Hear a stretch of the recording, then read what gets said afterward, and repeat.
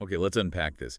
Imagine a cosmic object that's just too big to be a planet, but it's not quite massive enough to be a star either. Right. It's in this sort of weird, fascinating in-between space. We're talking about brown dwarfs, Yeah. and today we're diving into a whole stack of sources, especially looking at what a mission called Gaia is revealing about them. That's right. At their core, brown dwarfs are basically objects with masses below the threshold needed to, sustain stable hydrogen fusion in their centers. Okay. That limit is around 0.07 times the mass of our sun. Below that, they just cool down over time instead of burning steadily like a star. And they were predicted theoretically, what, way back in the early 1960s? Yeah. But it took over 30 years to actually find one. Yeah, that's right. The first confirmed discovery was Tide 1 in the Pleiades star cluster in 1995. Right. And that was followed really closely by a companion object orbiting the nearby star GJ229 same year.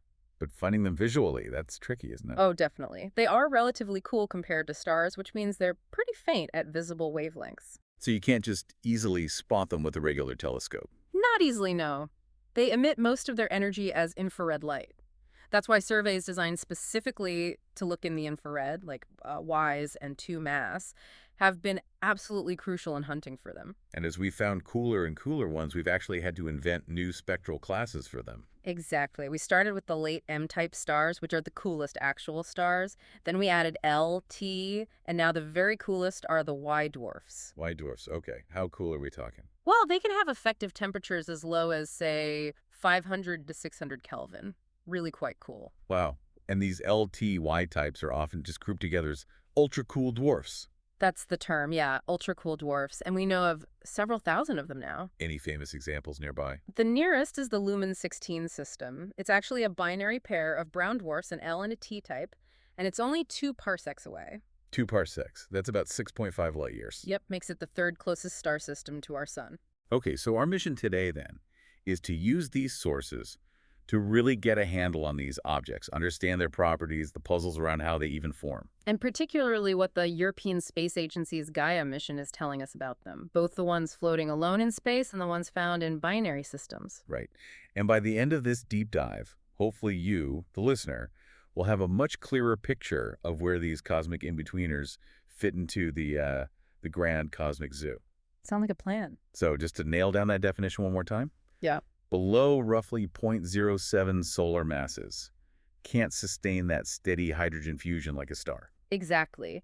And, this leads right into one of the biggest open questions. How do they actually form? Right, they're more like planets or more like stars. Well, that's the debate. Do they form like, say, high-mass planets, maybe objects more massive than about 13 times Jupiter's mass, forming within a disk around a young star? Okay. Or do they form the way low-mass stars do, collapsing directly from those big clouds of interstellar gas and dust? And we don't have a definitive answer yet. It's a really active area of research, yeah. There are competing theories, different lines of evidence. It's complex. So the formation pathway is still kind of a puzzle, oversized planets or maybe tiny stars that just failed. That's a good way to put it, yeah.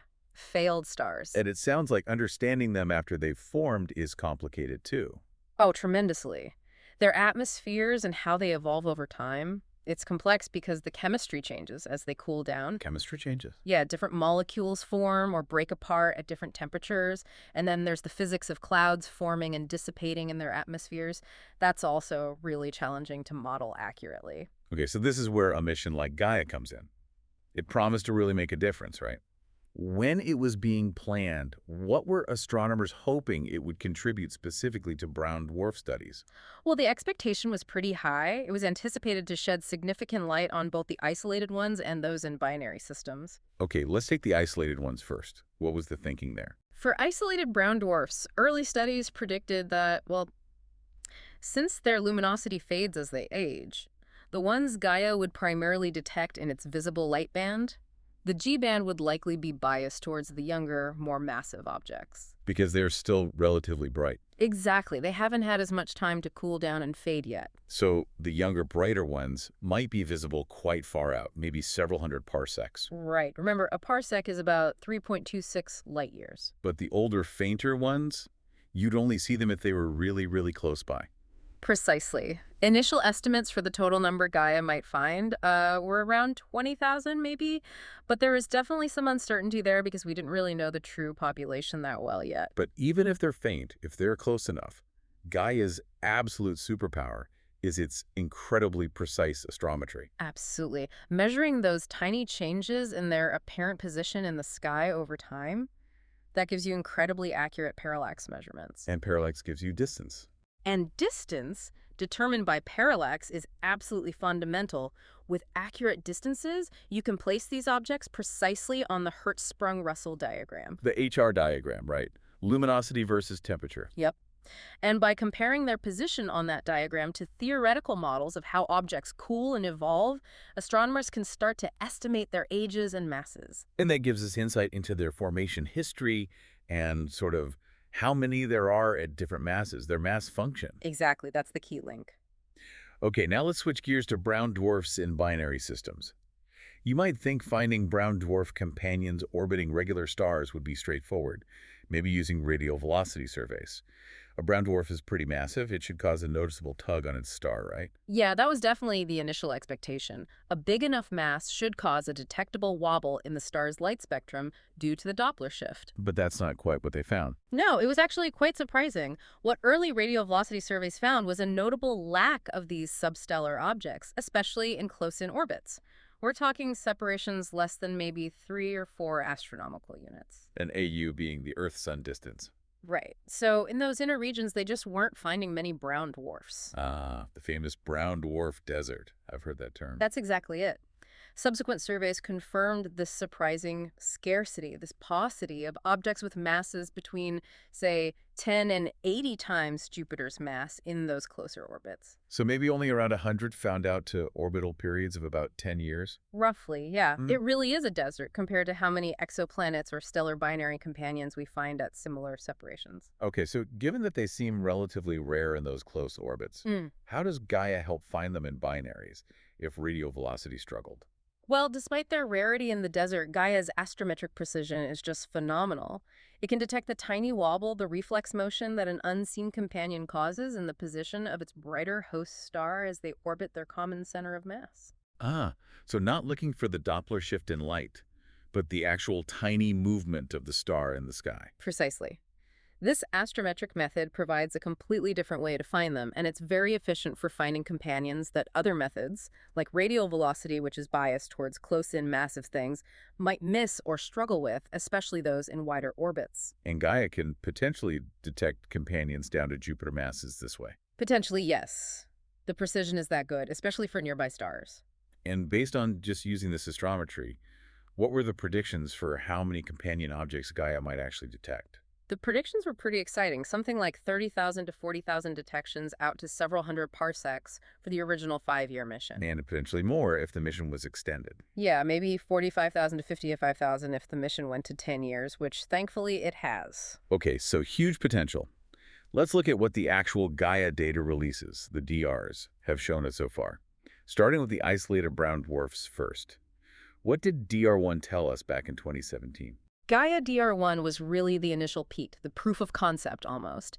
It identified 321L and T dwarfs, which was already about 45% of all the LT dwarfs we knew about back then that were bright enough for Gaia to see in that early release. So right away, it confirmed Gaia could see these things. Absolutely. And it hinted that later releases with more data and better processing would find many, many more. And Gaia DR2 in 2018, that sounds like it was a really significant leap forward. Oh, huge. Absolutely. With DR2, researchers like Rayleigh identified over 3,000 objects later than spectral type M7, plus hundreds of L and T dwarfs.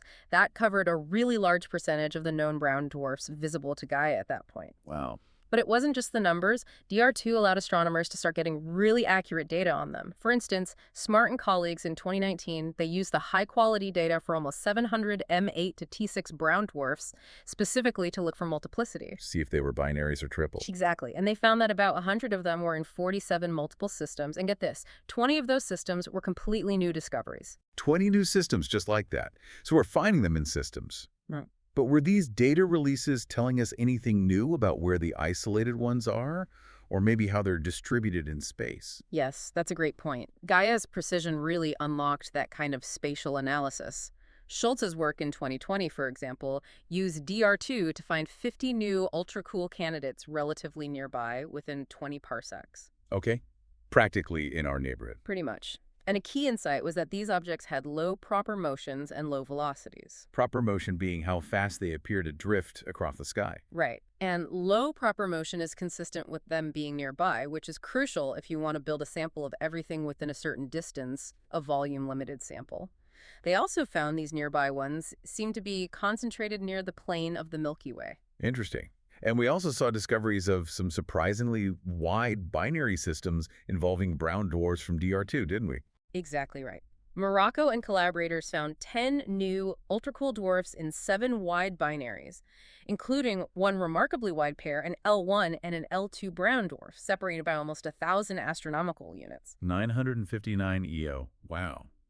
That's really far apart. It is. And building on that idea of getting a complete nearby sample, Best and their team in 2021 used those super accurate DR2 parallaxes to create the most precise volume-limited sample of L0 to T8 brown dwarfs out to 25 parsecs. Why is that volume-limited sample so important? Because if you're confident you found pretty much everything within a certain volume, you can accurately determine the space density, basically, how common these objects truly are per cubic parsec, for example. It gives you a much better handle on their population statistics. Got it.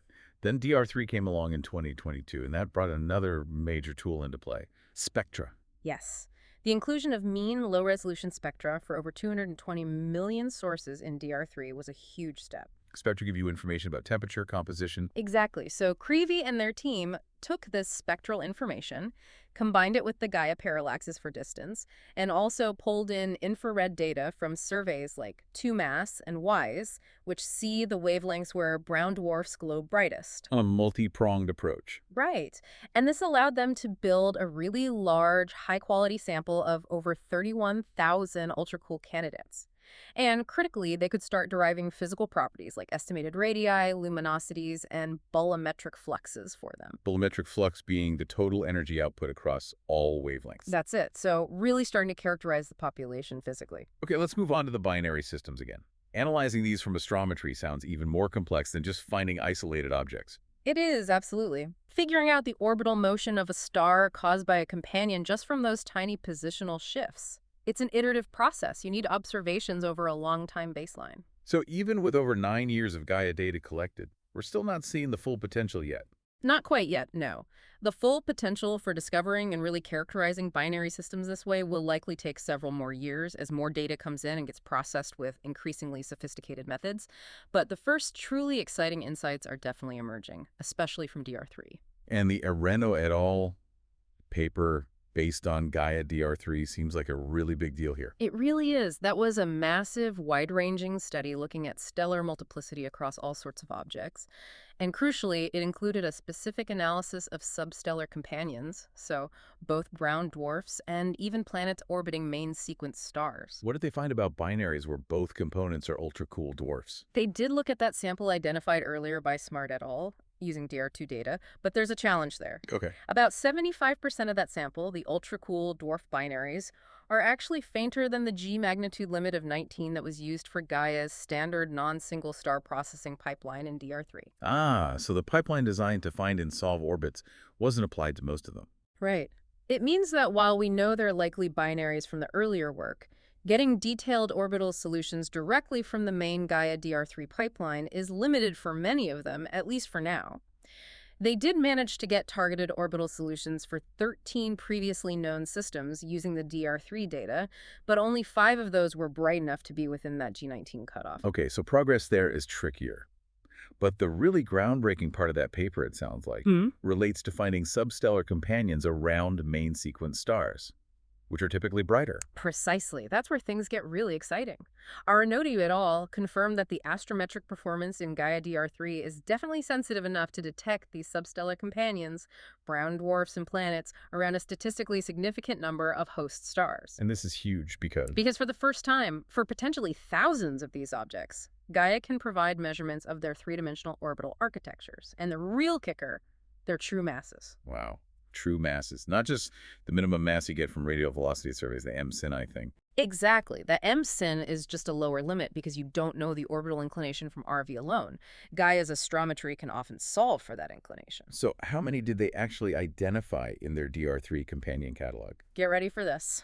They identified 1843 brown dwarf companions and 72 exoplanet companions based on their derived masses. Nearly 2,000 brown dwarf companions. That's incredible. Were these mostly ones we already knew about? That's the truly surprising and impactful part. Only 10, just 10 of those nearly 1,850 brown dwarf companions have been previously known from ground-based radial velocity surveys. Only 10. 10. That statistic alone just blows you away. It demonstrates Gaia's unique power. It's uncovering a vast population of substellar companions, particularly those in wider orbits, perhaps, that were largely missed by other methods. Okay, let's use the example given in the sources, HE77065b, to really make this clear.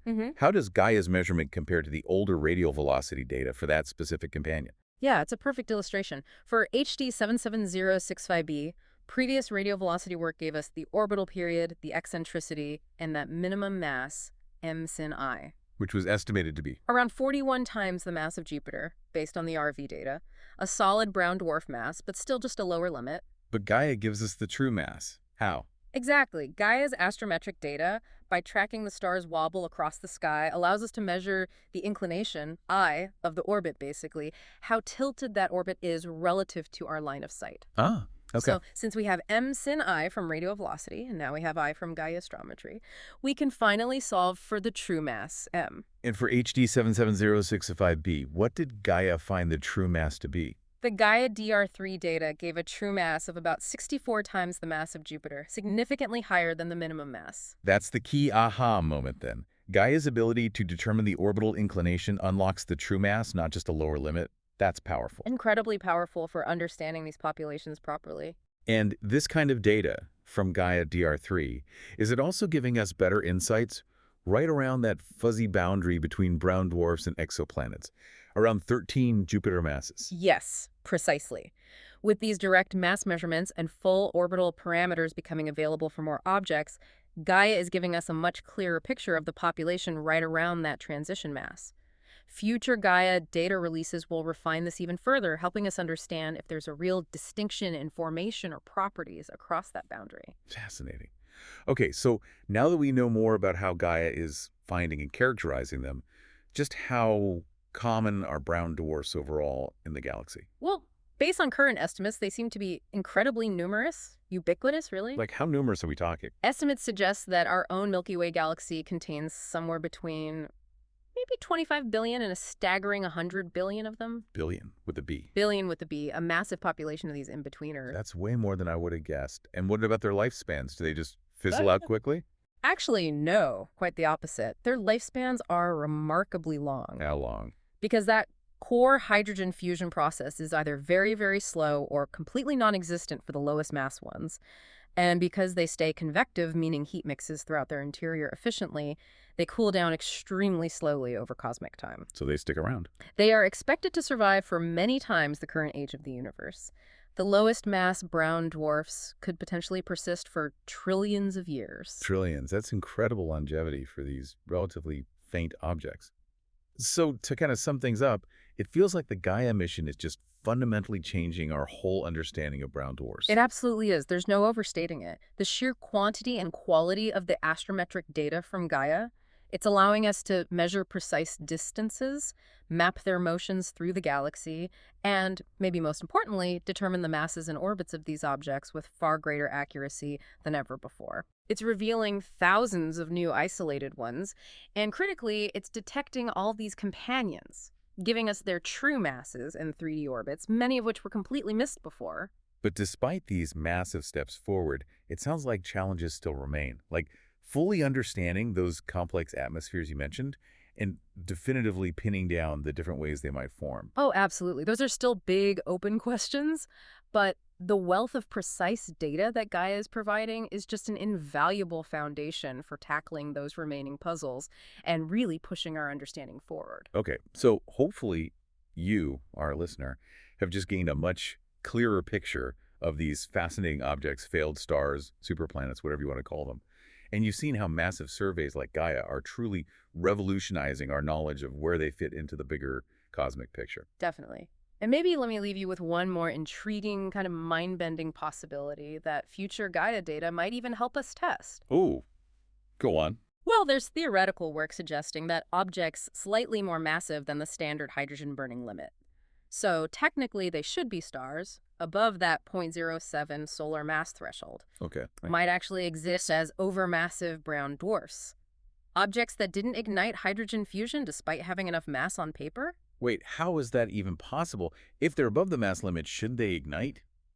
The theory proposes this could happen if the mass is added very, very slowly onto an object that was already old and cool. Ah, so the core had time to cool down significantly before it actually crossed that mass threshold. Exactly. This slow accretion process might prevent the core temperature and pressure from ever quite reaching the point needed to kick off stable hydrogen fusion, even as its total mass creeps above the traditional limit. That sounds incredibly counterintuitive. It does, but it has theoretical support. And the really cool thing is, future Gaia beta releases with an even longer time baseline for astrometry could potentially detect the subtle orbital signatures or maybe the temperature luminosity properties of such strange objects. It could help us test if these overmassive brown dwarfs are truly out there. An overmassive brown dwarf? A star that failed to ignite even though it had the mass. Wow, that's definitely something to mull over. Fascinating.